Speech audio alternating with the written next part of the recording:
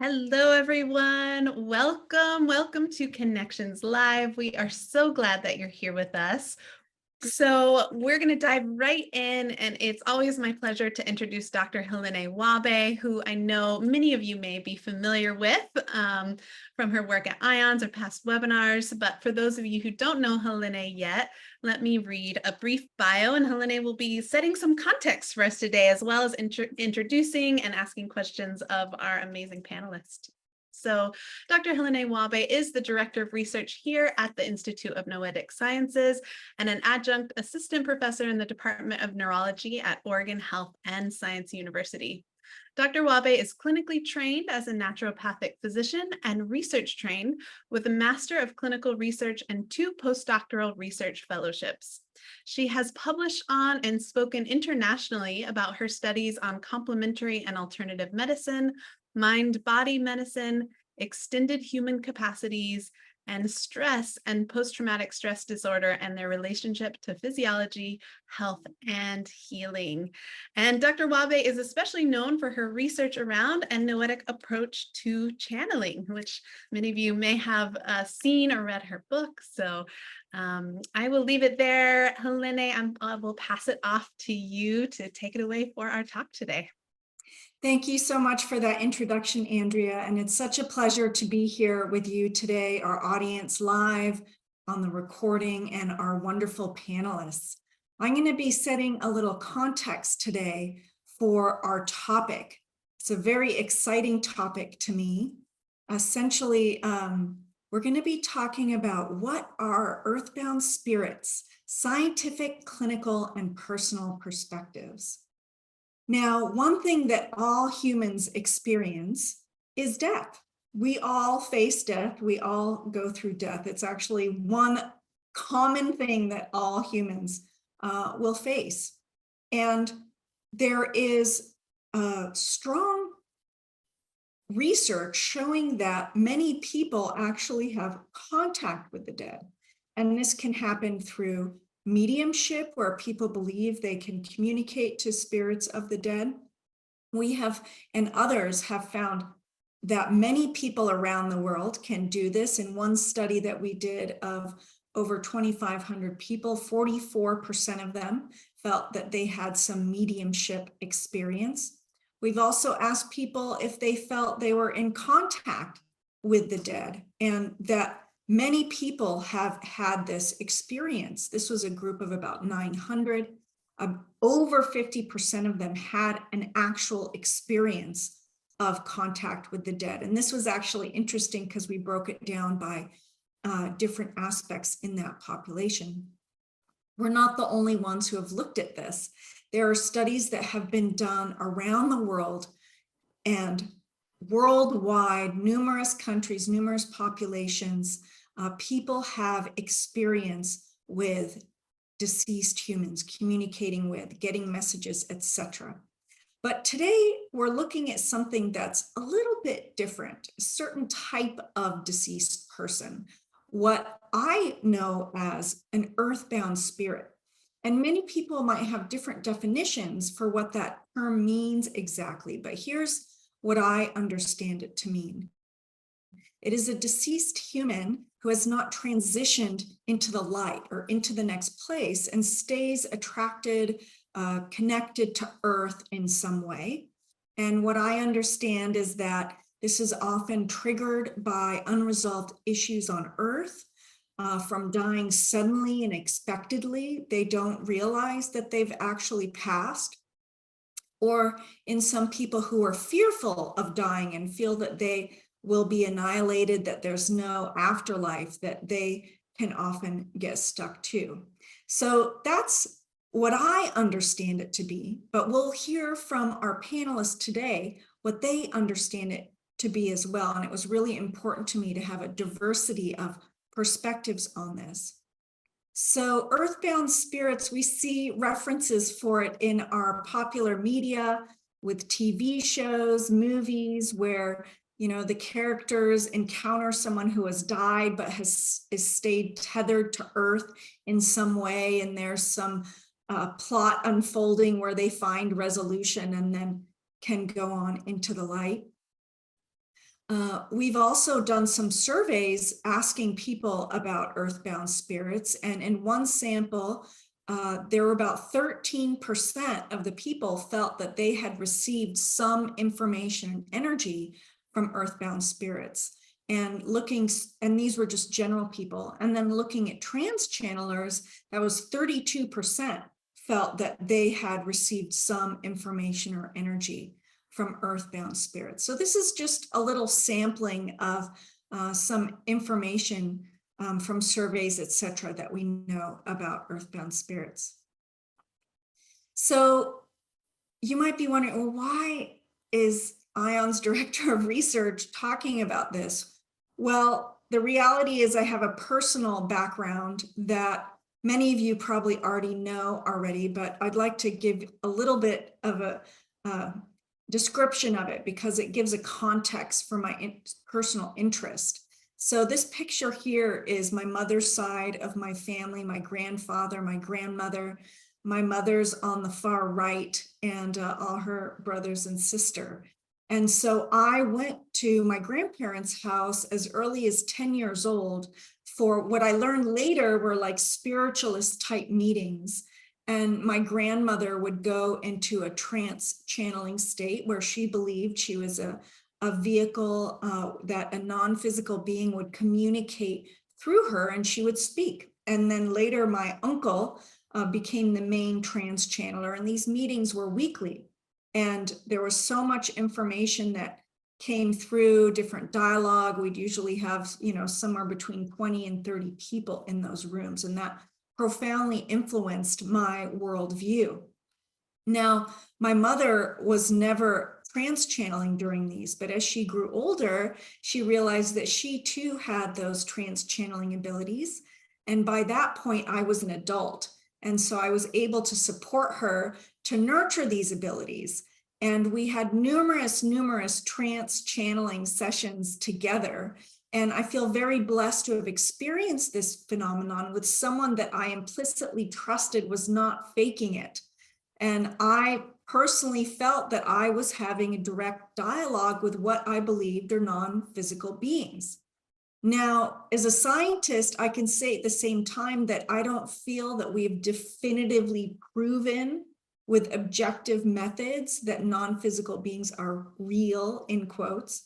I think that there's growing evidence, as are in many other essays in the Bigelow survival evidence contest show, but not at the level that my scientist hat would call definitive. Regardless, my personal experience is that ultimately, whether we can prove it or not is less relevant than the information coming through and the usefulness of it to the listener and how it can support that person. So I understand many of you listening today may not necessarily align with my beliefs, but I just wanted to share where I was at with that. And I feel completely comfortable with this dissonance of my personal belief in the spirit world and my scientist hat saying, we haven't proved it quite yet. So all that being said, I wanted to share with you multiple experiences I've had during these trance channeling sessions with my mom. Usually she would go into her trance channeling state and I could energetically feel the being's presence, and they would start with, greetings or hello, welcome. But then one time when she went into her trance channeling state, she was all hunched over and, looked up and said, "Where am I?" And what unfolded from there was a dialogue with myself and this supposed earthbound woman who was in surgery and had died and didn't realize that she had died. So she was essentially in this limbo, did not feel time passing, but felt like, hey, I'm still under anesthesia and surgery. So I quickly pulled from all my clinical meditation, spiritual background, and basically walked her through this process. And I've done this since many times with my mom in channeling sessions with soldiers who don't realize they've passed, people in car accidents who haven't realized they've passed. And the first step was communicating to them where they were at, that their body has died, their consciousness is not dead, what was going on with them, communicating that it was time for them to essentially move on, invite them to look around them and see someone that is there to help them, or a light, and it would always show up this positive, beneficent energy or person to support who I was connecting with. And then with compassion and love and patience and kindness, supporting them to move on. So I've experienced this multiple times. We're going to hear from our panelists today of their experiences of this. And so this background of mine has inspired me to think about, how can we actually study this? Is there some formal way? Because as far as I know, there really haven't been many formal studies on this. And what if we could examine how this supporting earthbound spirits to leave, supporting people who may potentially have attachments, which we'll get into too about these. So one idea I have is to do a naturalistic study where practitioners who do this actually sign up for our IONS Discovery Lab, which we have available in 7 different languages. And we see how people who are going through these spirit release type therapies are improving or not. And taking it one step further, doing even more formal studies where we have people who have mental health issues be randomized to either therapy with this type of intervention and without, and see if that helps support them. And we can go more deeply into the nuances of why I think this may be important. So this is just high level overview. And this is just my Helané's perspective. There is great wisdom in hearing from different perspectives about earthbound spirits. And I'm very honored and excited to introduce you to my panelists today, who will share their own perspective and experiences on these exciting topics. So without further ado, I would like to introduce our panelists today. We have David Furlong, who is the director and founder of the Spirit Release Forum, which was incorporated in 2011 in the UK, as well as providing a platform of information and articles. The SRF runs online training courses in spirit release. Dr. Furlong completed his BA with the Open University, a master's degree in consciousness, spirituality, and transpersonal psychology, and is a doctor of philosophy in transpersonal counseling, which he received through American University. For the past 20 years, David's therapeutic practice has focused on spirit release and attendant trauma-related issues within the inner world.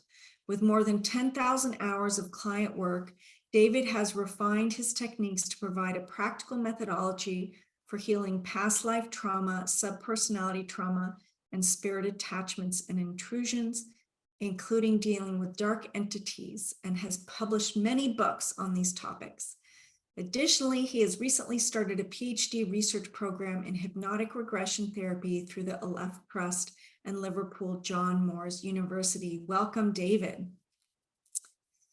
We also have Dr. Alexandra Moreira Almeida, who is a professor of psychiatry and founder and director of the Research Center in Spirituality and Health at the Federal University in Brazil, chair of the section on spirituality of the Latin American Psychiatric Association, former chair of the sections of spirituality and psychiatry of the world and the Brazilian Psychiatric Associations.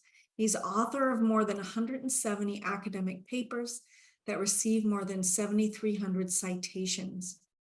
He has also coordinated with the TV NUPES, a YouTube channel on science, health, and spirituality with more than 300 videos and 1 million views in 160 countries, and editor of the book Spirituality and Mental Health Across Cultures, and co-author of The Science of Life After Death.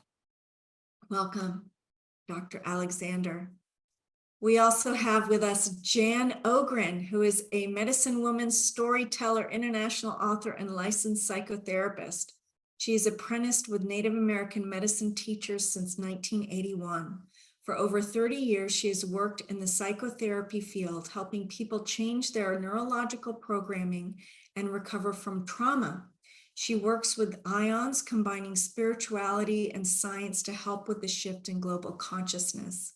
She presents talks and workshops on psychological and spiritual topics and offers licensed psychotherapists continuing education units in psychological shamanism. She specializes in helping spirits and energy beings who want to learn to communicate with humans. Welcome, Jan. And last but not least, we have Genet Subsebe, who was born and raised in Ethiopia. She came to the Bay Area in the 1990s, and her professional life has spanned many health-related projects with various public health departments, local community-based and international organizations, and as faculty at UC Berkeley in the research and health program development. In the last 10 years, Genet has been untangling many religious, academic, and cultural programming. In doing so, she has found ways to reorient many limiting beliefs and also discovered the deep esoteric wisdom for many concepts that we've just simply absorbed from our families and environments. Among her passions in life, traveling to faraway and unique places often has been the most fulfilling. She is convinced that traveling opens up the soul to a world of beauty and an awareness of the amazing resiliency of the human spirit. Welcome, Genet. Thank you so much, all of you, for being here. The audience, from reading those bios, you know what an incredible group of people we have here today. We're going to just jump right into our questions. I'd like to start off. I describe my definition of earthbound spirits, but how does your tradition define or describe earthbound spirits or depossession? I'll start with Genet. Okay, thank you. Hi, hello, everybody. I come from an old culture, an Ethiopian culture, and I would like to set this up by saying that Ethiopia is one of the countries that has never been colonized, so the wisdom and the knowledge is old, thousands of years old. Earthbound spirits are not exactly called that where I come from. There are spirits and they're the living.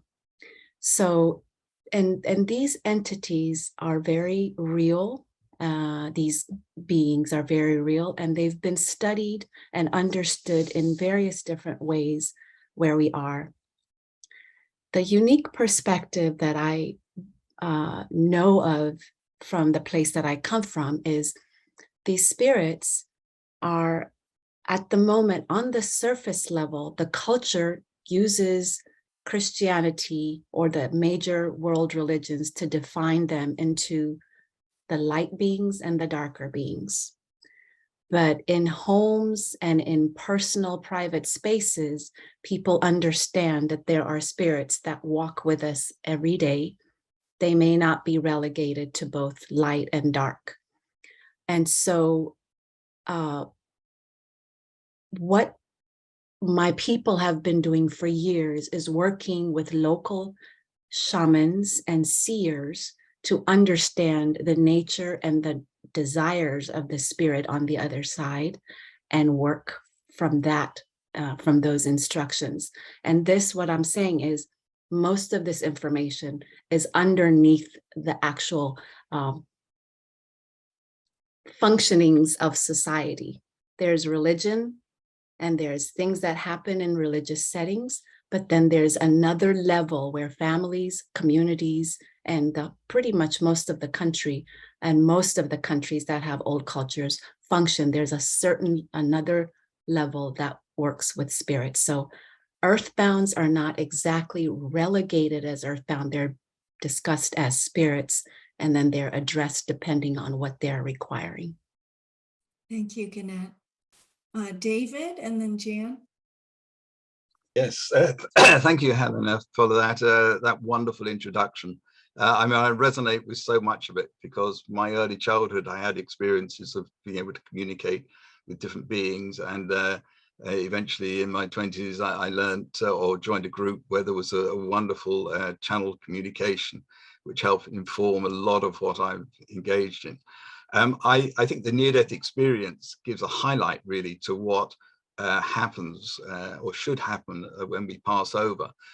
First, there's the separation of the spirit from, or consciousness from the body, and then there's a sort of moving forward into the lights, where eventually we're greeted by loved ones and other beings of light who support us. But for different reasons, we human souls can get stuck, and we're going to discuss something of that. From my own personal point of view, I'm aware of spiritual life on all sorts of levels. So it's not just human beings. I think we're surrounded by a sea of consciousness, which is just unbelievable, really. It's amazing. And therapeutically, most of my time, the clients I work with, we're looking at situations where they feel either that there is a spirit which is attached, human spirit, that's attached to their house or property or space, or sometimes they feel it's attached to them personally, and it's the methods of how you can begin to help individuals in that sort of space. Thank you, David. Jan, and then Alexander. Yeah, well, first, thank you to IONS. I've been a member 45 years. I love IONS. It's wonderful to be here. And I'll be speaking professionally, not so much from what you probably think of as a tradition, but I refer to myself as a reverse channel, because most people channel for connecting humans to spirits or conveying information from spirits to humans. And what I specialize in is I spend a lot of time in the energetic, non-physical world, and I work with spirits who want to help humans and want to learn how to connect with humans. And I'm sharing that because one of the perspectives that they have, a fascinating question that they ask me, is how from the energetic realm can we tell the difference between a spirit who is fully embodied in a human body, which is what humans would call someone who's alive, and a spirit who thinks that they're embodied in a human body but aren't. And that's what we would refer to as these earthbound spirits. And from an energetic, from a spiritual perspective, it's not the clear delineation that we humans often think of between life and death. And so that's kind of the perspective that I'm sharing, is that there's much more of a continuum from an energetic realm in terms of spirits who are truly embodied, some that are, and the ones who are no longer embodied but don't realize it. So Thank you, Jan. Hi. Alexander, yes. Hi, it's a great pleasure being here. Thank you very much for the opportunity. So I will talk about the perspective of Spiritism.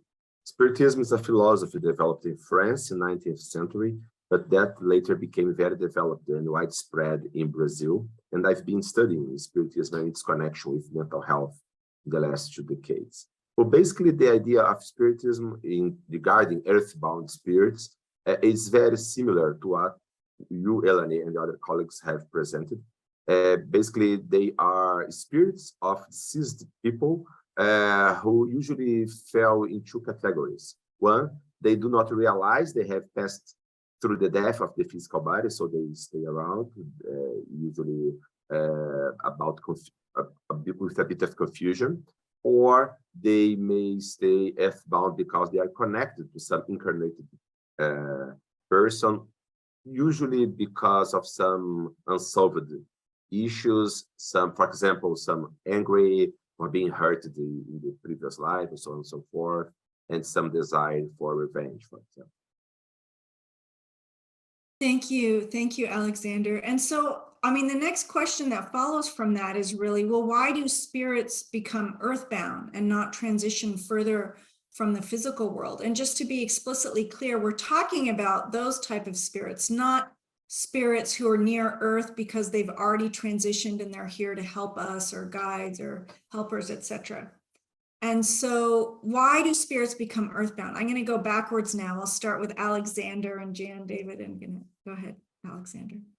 No, I think I had said previously the two main reasons, so I'd like to hear the other colleagues. Okay. Thank you. Okay, great. Does anyone else want to add anything about why you learn that spirits become earthbound? Jan and then Gannett. Yeah, because basically following up with what I already said, that spirits don't necessarily realize when their bodies have died. And part of that is because, in especially Western culture, we don't respect death as well. We don't respect how to die. That's something that's not a task most people learn how to die. And so from the perspective of kind of the spirits that I deal with who are trying to help humans transform consciousness, that the problem is that there's so many earthbound spirits who don't realize that they've died now, and it's creating an imbalance in our global consciousness because of these spirits that are still around, and they're trying to help them evolve, which is why it's great to be doing a workshop like this. And to just kind of put it in context, because it might seem from an embodied viewpoint, well, it's clear the heart stops and you're dead. But if you think of dreaming, we dream in a physical context, and yet we're not in a physical world. And so earthbound spirits are kind of like dreaming and thinking that they're still in the physical when they're not. And that can create a lot of problems. Thank you, Jan. Gannett, and then I think David wanted to add more. Yeah, I forgot to say thank you to you, Helané, and IONS for a wonderful session. This is very important, so thank you. And nice to meet everybody.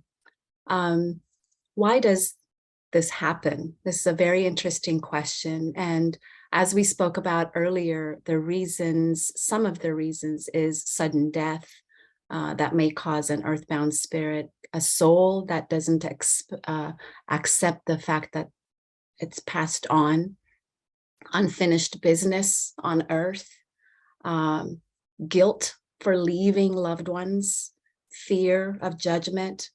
Another thing that we often don't speak about is the energy of grief from people that are on earth creates a type of bond to the person that has passed away. So there is an energetic link to it. One of the main reasons my culture understands that earthbounds exist is due to the fact that proper rituals don't happen for those that have passed on. In my culture, there are extensive services, rituals that happen on the day of somebody dies, the second day, the third day. There's steps to help the family in their grieving process, but it is also, these things are done to continuously remind the soul that is usually around for about 6-7 days. That's the understanding from my culture. This is to provide the information to that soul that soul is really dead, so that the next step is what they are required to be looking for. In fact, some of the rituals that happen is no embalming, because the idea that embalming adds chemicals into the body, creates distorts the energy that the soul remembers from the physical body. That's one thing. Then there are rituals that happen on the 3rd day, the 7th day, the 14th day. Most of these the numbers are very important because they are sacred, and there's magic associated with these numbers, and we can have a whole different conversation about that.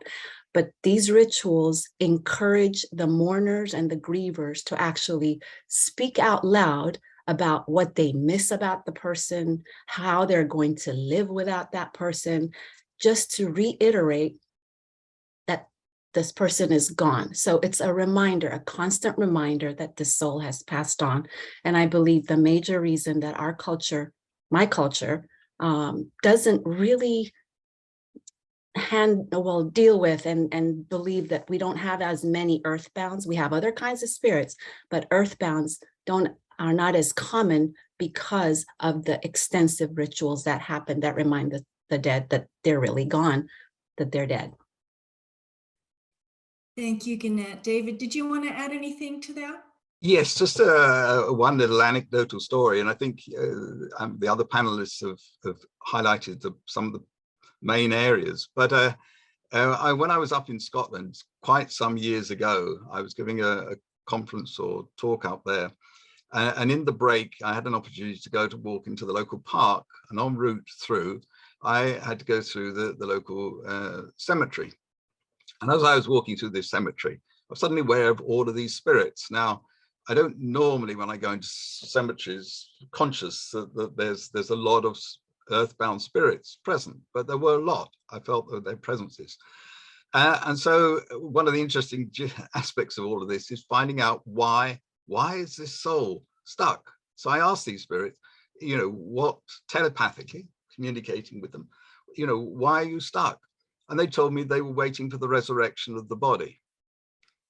And I thought, wow, that's that's sort of unbelievable, because we're dealing with people who had already been souls who've been there for 100+ years. Moreover, they went on to tell me that they were frightened that someone was going to come and take their body. And at the point, I had no reference to know what they were talking about. But in doing some subsequent research, discovered that in Edinburgh, which is where it was, there was a couple of notorious body snatchers called Burke and Hare, who used to go around and take the bodies for medical students to dissect. So our beliefs, which we hold strongly before we pass over, have a very powerful effect on what goes forward and how we experience. And as has been highlighted, sometimes people die without realizing that they've died. Sometimes they're bound by fear. I have had to help a lot of spirits who felt they were going to hell, and so they certainly didn't want to move out of where they were. And also the beliefs and thoughts of loved ones can keep souls stuck. So there's a range of different situations, and we only have to think of some of the things which have gone on this planet to realize that there is the transition for many people is not necessarily happy and smooth. Yes, yes. Thank you so much, David. That's fascinating. And also we see the common themes amongst all the answers for that. And it's aligned with what I understand too. This next question is a little interesting. I've given a bunch of talks on channeling, etc., and I often get the question about negative spirits or demons or, evil spirits. And, people being afraid of being taken over by an evil spirit or something like that. Can you please share a little bit about what your tradition or understanding is about demons or evil spirits? Does anyone want to start with that? David. Okay, I may start. According to Spiritism, there is not a demon or a devil or some specifically malignant spirit that is this and will be in this state forever. According to the Spiritism, all spirits are for human beings in that sense, and they may behave in a bad way. So in that sense, spirits, underdeveloped spirits, may do harm, and they may behave as demons, but they are not. And in the end, in some time, they will be able to grow and to surpass this state of imbalance and then become more close to the good work. Thank you, Alexander. David, you wanted to add? Yes, I would concur with that. From my point of view, all spirits have a light within them, and if they've forgotten that light, that doesn't mean to say it doesn't exist. So I always work on the basis in working with every spirit that there is an aspect of God consciousness, if you like, that sits within all of them. However, in my working experience, dark beings do exist, and they fall into, from my perspective, two categories. One, which you could say spirits which have never incarnated fully into a human body, and also human souls which have become entrapped or ensnared in the dark. And the difficulty is that these spirits can sometimes infiltrate into human consciousness, because we are actually much more complex, from my perspective, than we normally think, or at least I grew up thinking. So I believe that we all have different subpersonality parts, and sometimes these subpersonality parts can be open to getting spirits which will attach to them and connect to them. And the analogy I like to think of is to imagine ourselves like a house. So sometimes you can think of a house, you can get a spirit which comes into the garden or the environment of the house, which can cause some problems. But sometimes you can also get spirits which get inside of the house. Now, they're not necessarily all bad. They're lost, obviously need help, but some sadly are malign. And there is a sort of dark hierarchy as well, which I think we are at this moment in time on the planet trying to transcend. Thank you, David. Jan, and then Gannett. Okay. Yeah, to add to that, from the energetic beings I work with perspective, most of the evil, violence, hell that I've seen has been in the physical realm, which is a very minor aspect of the entire universe. And so as my experience, as I go away from the physical, it's very loving. And so when I have left the physical realm, I've never encountered anything that was malicious or anything. And from their perspective, it's impossible to create violence except under the illusion of separation, where the being creating violence does not see themselves as one with the one that they're harming. And so it's only in the physical realm in which this violence can happen, and then in the earthbound spirits who are still thinking that they're in the physical realm. Thank you, Jan. Gannett? Yes, and to add to what David and Jan have said already, the awareness of darker demonic beings exists in my culture. These are linked to perhaps fourth dimensional beings that are not in our physical 3D area, but are a continuation. Now, I want to preface this by saying we are energetic beings and we are all linked.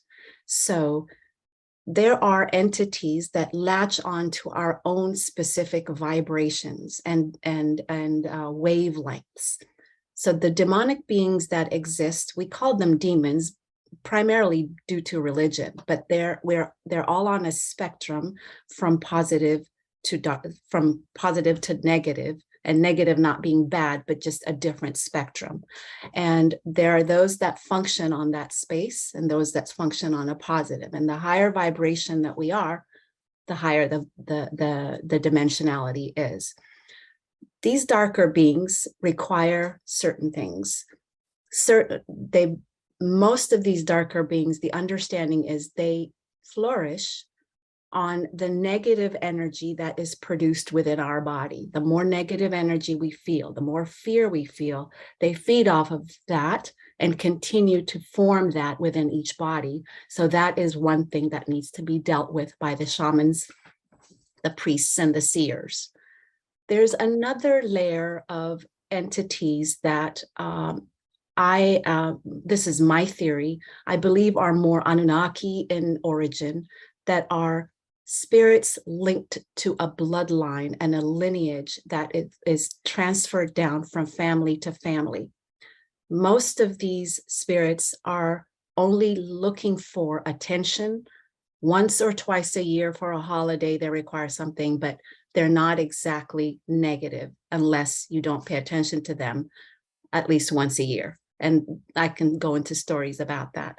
But the demonic beings are different than these ancestral lineage, blood lineage spirits, and they're all linked, and it's also linked to the energetics of the person that's experiencing them. And the higher vibration we are, the less of that energy that infiltrates our own space. Thank you, Gannett. So what I'm hearing common threads overall is that it's not black and white, and that there are spectrums of whether you want to call it light or energy or density, etc., of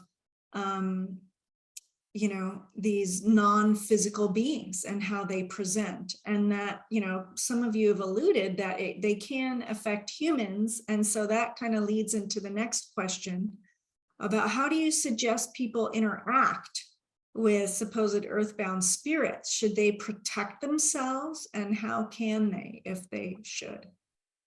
Does anyone want to start us off on that? Gannett? And then maybe Jan, I think I saw your hand. I could start. And like you said, Helané, there's nothing black and white. It's not a clear line. And these, the earthbounds, whether they're earthbound or ancestral lineage spirits, they're very unique. Many of them have unique ways of being within a person or within the space or within the time that they exist. So each one is a little different. And culturally, people that are able to help are usually gifted with the ability to see or hear or sense something. And when they communicate, they will understand what the needs are and guide the person that is experiencing this in the way that it needs to be handled. Most of the time, the 2 or 3 main top things that happen is people are required to cleanse themselves first in a way, energetic cleansing, before they speak to these beings, because of the immense amount of power in their energetic fields that could potentially affect the living person that's working with them. So yes, protection shields, energetic protection shields are definitely required. They can come in the form of water that is blessed in whatever religion. It could come in the form of chanting, which creates a sound shield, a barrier of sound that is impenetrable to different beings from different dimensions. It could also be a space where we use a lot of incense, frankincense, and blessed frankincense, the smoke usually clears the darker feelings and the negative vibrations, so that the being on the other side could clearly explain what they need and they can be supported. Thanks, Gannett. Jan, and then Alexander. Mm-hmm. Yeah, I want to speak from my teacher's perspective, very similar to what Gannett said, is that my teachers grew up in a tradition where spirits are natural. There's spirits all over. And so their advice was to treat spirits like you would human friends. And there's some that are healthy to be around. There's some that aren't so healthy to be around. And to not just think that because someone manifests as an unembodied spirit, that they have some wisdom or knowledge beyond you. So as an example, a client, and I'm changing things for confidentiality, but a client of mine who was opening up to spirits, at one point heard this spirit say, "Your daughter's in danger, get her to the ER, get her to the ER," and it scared him, and he rushed her to the ER, and there was nothing wrong with her. But then the spirit came back and said, no, they're not finding it, something's wrong. And he was very upset. And so when he talked to me, I said, well, did what the spirit said, did that resonate with your inner wisdom? Did you have a sense your daughter was ill? And he said, no, not at all. And so I said, okay, so I helped him connect more with the spirit who was conveying this. And it basically got the sense that she had died because she didn't get to the ER in time. And she wasn't aware she was dead. So she's kind of caught in this endless loop of, I need to get to the ER, I need to get the ER. And so she was conveying that to him. And so what I do through psychological shamanism is build up people's basically their boundaries, their sense of self. So he has a tendency to listen to other people's over his own wisdom. And so he would listen to spirits over his own wisdom. And so it's basically setting up the same kind of things you do with humans, is have good buddies who are spirits who help you.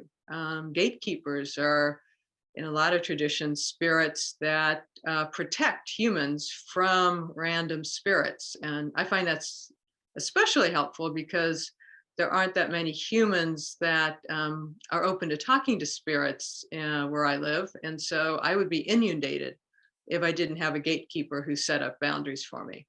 But overall, my teachers just say, think of them like you would human relationships, and try to be loving towards yourself and interact with spirits who are loving and kind.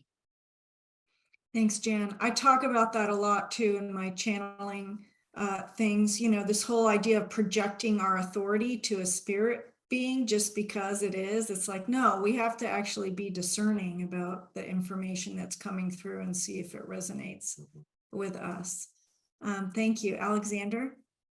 Hi, in Spiritism, what's called spiritual attachment by earthbound spirits is called obsession. And according to Spiritism, the connection between the disturbing of earthbound spirit and us happens through a shared negative thoughts and feelings. So, and they become tuned to each other. So the best way to protect ourselves from this harmful influence would be to try to keep a high level of feelings and thoughts. And for example, the earthbound spirit trying to disturb the person who try to influence, suggesting telepathically negative thinking, negative feelings, or negative behavior. And the best way to avoid this kind of influence is to not accept this influence, to show that we will not follow these suggestions. And another very important way is to feed our mind with positive influence, such as spiritual, religious, and other uplifting readings. Be active in doing good actions, charitable work, efforts of ethical improvement of our own behavior, and also prayer. So basically, it is to enhance and increase the level of thinking, of behavior, and of feeling. Thank you, David. I mean, Alexander. David, did you want to add anything to the Yes, question just about protection and such? well, just a couple of points. First of all, I firmly believe that we all have a higher wise self, and that higher wise self has access to all of the wisdom of the universe, and we can call upon that for insight as to what it is that we need to be working with, and also to help us feel protected. And I certainly encourage the people I work with to be protected. But we also need to be aware that as has been indicated, that when people have been caught up in trauma, particularly from childhood, they can often be beset by a lot of difficult fears, and these fears open up the gateway to some of these more disturbed or lower level energies to begin to infiltrate into their psyche. A normally healthy person is not going to be affected. And I would encourage, actually, if you feel yourself in a good, healthy balance, to learn to communicate with spirit, because it's all around us. I have some fantastic communications with trees. They tell me so much. They are full of wisdom. And I sit in awe at some of the insights that come forward to me from the trees. So, you know, opening up to all of this, I would fully agree with you, Helena, that it's important for us to be discerning and discriminating, and not just hand our power over to a spirit because it says it's a great teacher and it's come to help us. We need to learn to listen to our own inner wisdom and bring that forward, and then we can begin to dialogue it. But there are individuals who have been caught up in trauma from childhood abuse, all of these sorts of things, which open up the doorway to some of these more difficult experiences. And they need support and help. That's a wonderful segue actually to the next question, which maybe we'll start with you, David, around this. So can you speak to how a normal clearing would work, and potentially if there's ways people could empower themselves to help earthbound spirits themselves if they wanted to? Yes, okay. First of all, I think it's a sort of calling. If you want to really help souls that are stuck, then I would encourage you to find someone who can teach you, the ways that you can go forward on all of that. But I divide the spirit release into two primary areas. One is spirits which are stuck in places, and you can just think of battlefields and all of that sort of situation. And secondly, spirits which either attach to people or sometimes, using the house metaphor, get inside of people. And they need two slightly different approaches. But in essence, what you're wanting to do is help that spirit awaken to the light inside of itself, and to be aligned to its higher self, its higher wisdom. And if that spirit can achieve that, then it's very easy to begin to move it back into the spiritual world. I mean, there's an enormous amount of support that comes forward to assist in this process. So it's a calling, but it's those who are willing and wanting to go through this process. If you learn some of the methods that can be used, you learn something about protection, because there can be sometimes difficult energies that you will have to contend with. But for the most part, there is a lot of work that needs to be done, because there are, many souls that are stuck. I mean, if I just take my Edinburgh example, there was a whole cultural belief in the 19th century, religious belief, and there must be countless souls still waiting for the resurrection of their body. Right. I won't tell you quite how I began to help some of them move on, but it's possible to begin to help those souls move forward and back into the light, which is where they need to be. Thank you, David. I'm curious if Alexander, if you could share about that from the spiritist perspective, how a normal clearing could work and how people could potentially plug into that if they wanted. Okay, so the clearing basically works in two ways. One is helping the spirits to understanding their situation, and then to move to the light, to move to their own development. And the second possibility, idea they should work together, is improving the person who is suffering the negative influence, improving the patterns of thinking, of behavior. So basically, the ideal situation is improving both the obsessing spirit and also the obsessed person incarnated. But even if the spirit does not change their behavior or their thinking, it's possible to release it if we improve ourselves. And if the person, and if someone would like to help to work with earthbound spirits, one possibility, of course, is through prayer, prayer to make a prayer to help these disturbed spirits.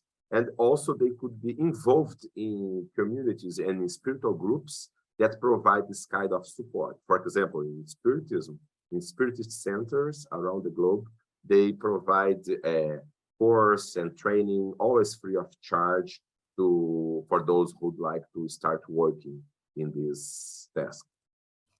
Thank you. Yeah, I think Brazil is unique because some of this work is integrated into hospitals and psychiatric centers and such. So it's a nice blend of the spiritual and the kind of Western medical models, which is great. Gannett, I saw you. Maybe, do you want to add anything to this? Yes. In addition to what the other speakers have been speaking about, I'm a strong proponent of discernment. Even though this is my belief and part of the cultural practice of ancient communities, is really understanding what kind of spirit we're dealing with. And for a novice, for someone that's living a regular life, going to a regular job, it may not be easy to discern an earthbound spirit versus some of the other entities in the fourth dimension that require our darker feelings and energies to survive. And culturally, there is an understanding that the longer the earthbound spirit is on earth and stuck in this realm, that the energetics of that being merges with darker entities. So they are no longer earthbound spirits. They become almost quote unquote negative entities. And because these beings intimately know the human life, the human thinking process, they tend to be very tricky and guide people in different ways that may not be beneficial to them. So like our different panelists have been saying, is the main thing is to understand you have to discern between the spirits. And if somebody is a beginner, is to find the persons in the community that handle this and have had experience with this. And in older cultures such as mine, there is always somebody in the neighborhood that has this skill. And it's best to go ahead and work with them. You know, the Western culture is so individualistic. We have to be all take care of ourselves. We have to help everything, but we're not all equipped to do that. And we just have to accept certain skills and gifts are not available to everybody. And my main message is discernment, keep your vibrations high, work with the experts, and yeah, think good thoughts. Thanks, Gannett. Jan, did you want to add anything here? Yeah, just excellent what everybody said and what Gannett said. So the discernment that I would suggest for people, because you bring up a really good point, is that in Western culture, because of a lot of history, we lack the spiritual people that people can turn to. And so in terms of discernment, check in with yourself. Always check in and see if you are connecting with some spirit. Do you get filled with love, self-affirmation, or is it confusion? Like the example I gave, it filled my client with fear and drama, but other spirits filled with love. And then there are a lot of spirits that are here trying to help humans. And so don't feel like you have to be codependent with spirits and help everyone that you notice. Turn it over to spirits. Connect with spirits that fill you with love, whatever your belief system is, and just really try to come from a loving space. And yeah, don't try to help spirits unless you feel you have enough support in a community to do it. Thank you, everybody. And we're going to jump into the Q&A shortly, but I can't help but ask the last question, which is, what role do you feel science could play in this phenomenon? And then we can jump into the question and answer. We have 52 in the Q&A right now. Does anyone want to speak to that, the science? Well, I just jump in because psychological shamanism, as a psychotherapist, I'm trying to add legitimacy to practicing shamanism within a Western psychological framework. So it has safety, legitimacy, and is also available, because traditionally, the last person that would want to say that they hear voices to is a therapist. And so I'm trying to open that up and make it have the science of psychology blending with the spirituality. So it's more accessible. That's great. Thanks, Jan. I think that science can help, for example, exactly investigating these treatments.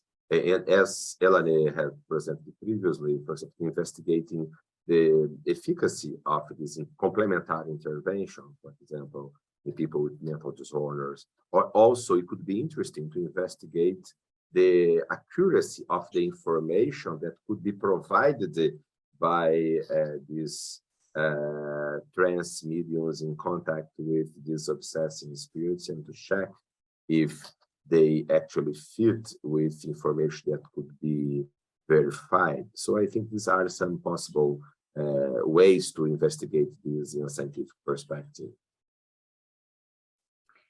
Thank you. Anyone else want to speak to that?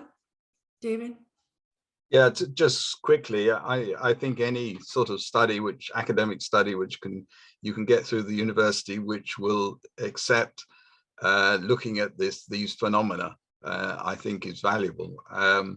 It's going to take a sea change, really, of consciousness for scientists as a whole to begin to believe that consciousness goes on surviving after death. And when that happens, obviously, there'll be a phenomenal transformation on the planet. But until that time, any bit of sound research, I think, is valuable and helpful. Great. Thank you so much, everybody. I obviously agree too, because that's what I do.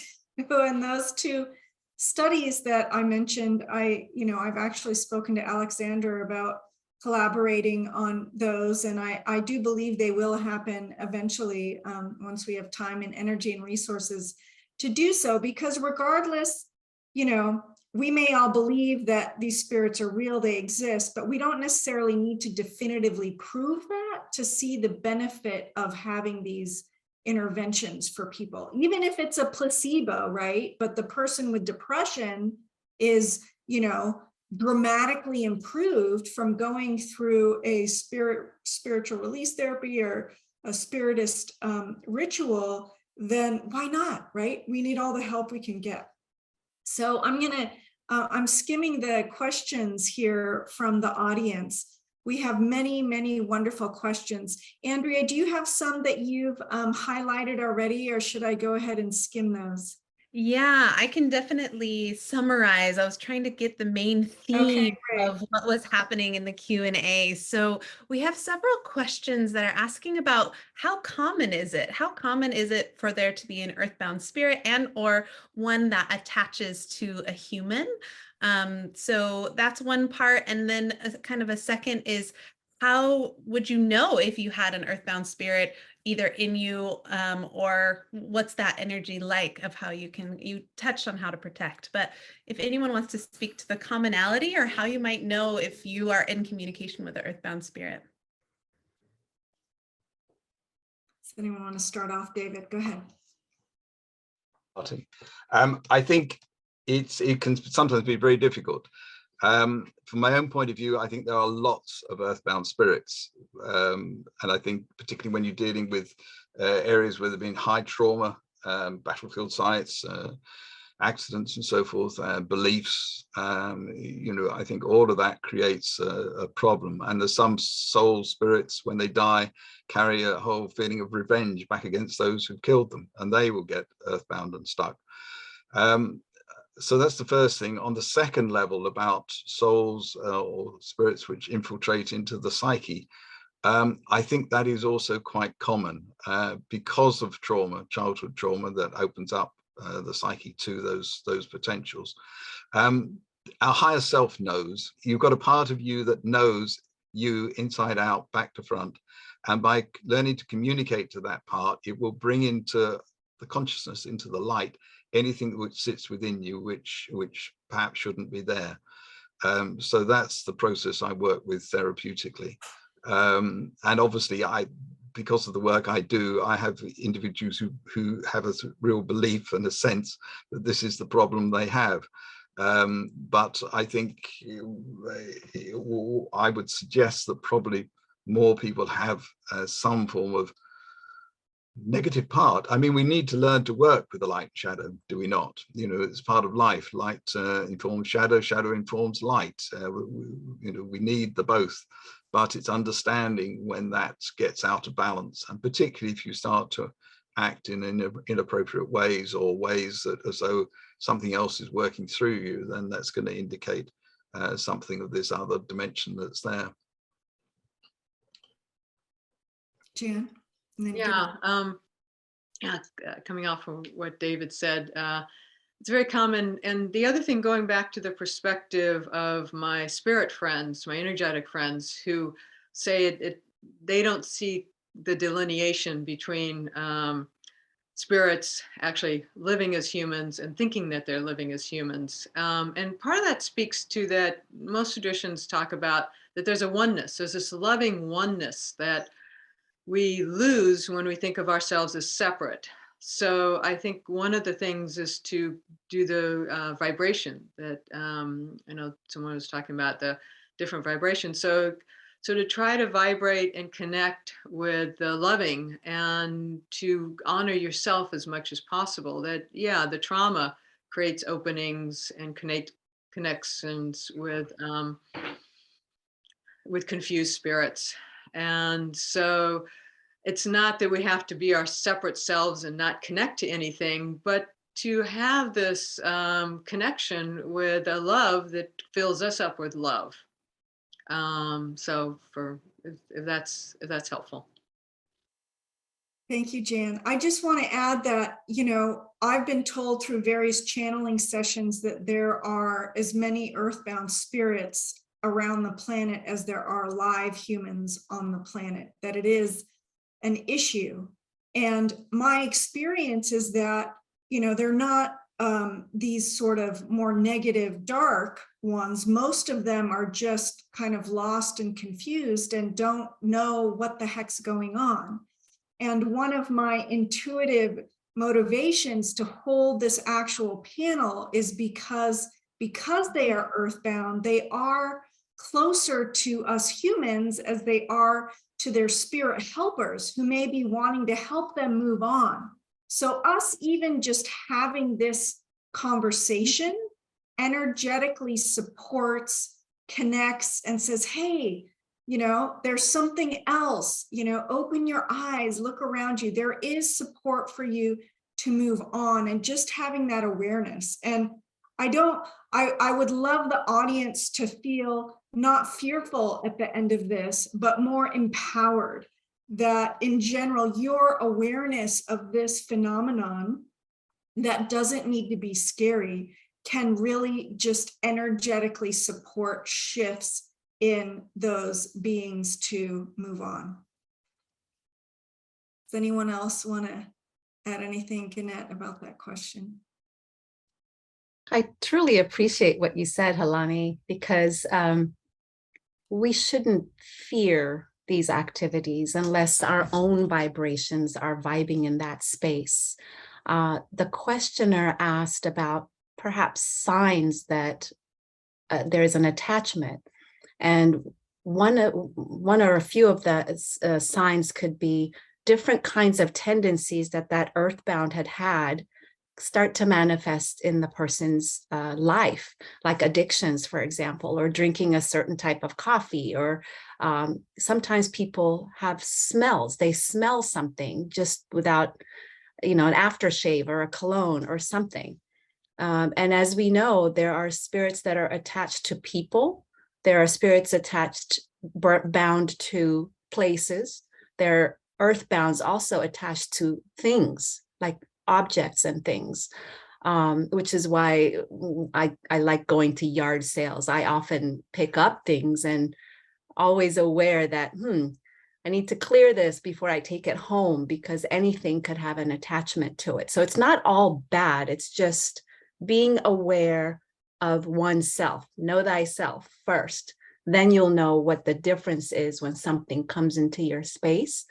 And with love and light from your heart to whomever is out there, we will all help them move forward.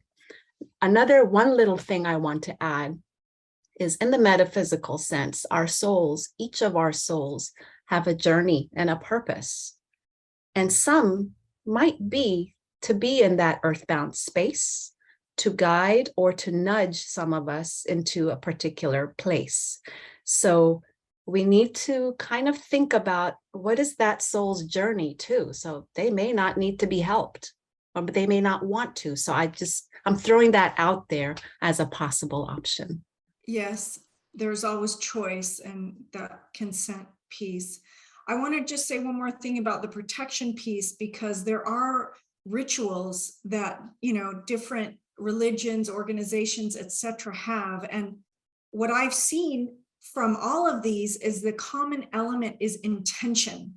That it's like, you don't need the special water or you don't necessarily need the exact special ritual for it to be exactly right, that there is an underlying intention that the tool kind of holds the space for of this protection, awareness, etc.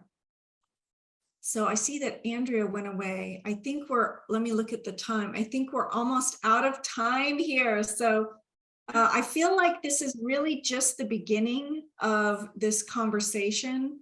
And I'm so deeply grateful to each one of these incredible panelists. We've just scratched the surface of their incredible wisdom on these topics. And hopefully we'll have some links for each one of them so you can know how to reach out to all their materials, to get connected to these live communities who are very involved in this work, that none of us are alone in this. There is vast wisdom from millennia that are integrated with our current times to support us in these topics. And I'm committed to continuing this work on a scientific level so that we can see what we can discover with our current objective tools about what's actually going on here. And more importantly to me, if we can formally evaluate how it can help each other.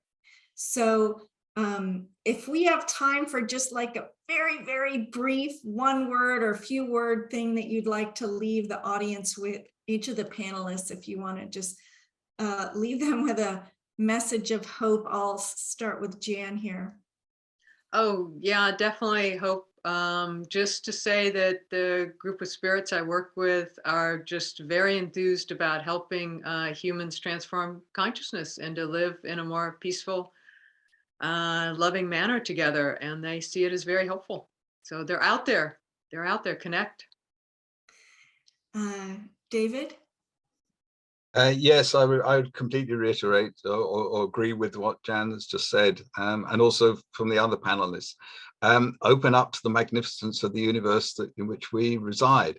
It's a phenomenal place. There are wonderful support and loving help available to all of us if we open our hearts to that, and the consciousness that is around us within the trees, the plants, the animals, within nature, within the sea, within the rocks. It's all consciousness at different levels, which we can embrace and work with.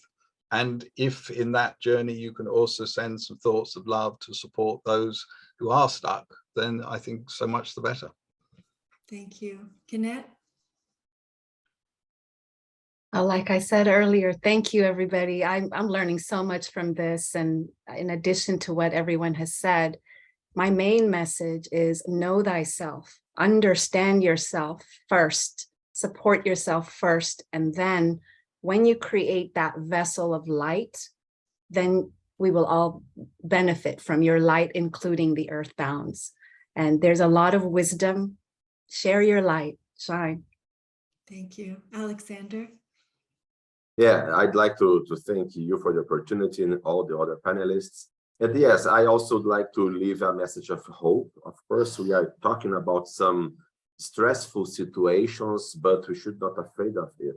On the opposite, as we discussed previously, we could try to do our best to make the connection with the positive and the health, spiritual aspects of the universe that will always support us and also support the others that are disturbed. Thank you. Thanks so much, everybody. Andrea? Great. Well, yeah, I just want to say thank you to everyone's questions. We have now 68 questions, so it's definitely at the beginning of the conversation, and we really appreciate your comments and questions and interactions, and of course this really rich discussion from each of our panelists. So thank you everyone for joining today in this very important and relevant topic to all of us here. Before we end, I just want to make a very quick announcement about our next week's Connections Live.